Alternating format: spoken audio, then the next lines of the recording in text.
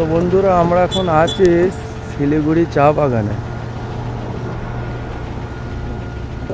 এটা হচ্ছে সেই শিলিগুড়ি চায়ের বাগান।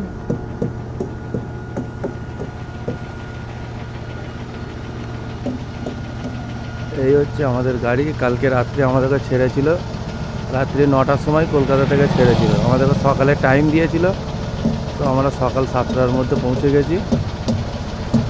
এখন একটু টায়ারটা চেক করে নিচ্ছে আমাদের সাকির আলম। মুখটা করে দেখিয়ে দাও। আর এইখানে কীভাবে চায়ের পাতা তুলছে এটাই হচ্ছে। এটা হচ্ছে চা পাতা, এটা হচ্ছে সে চায়ের পাতা। অনেকে হয়তো দেখে না, মেশিনে তুলছে চায়ের বাগান।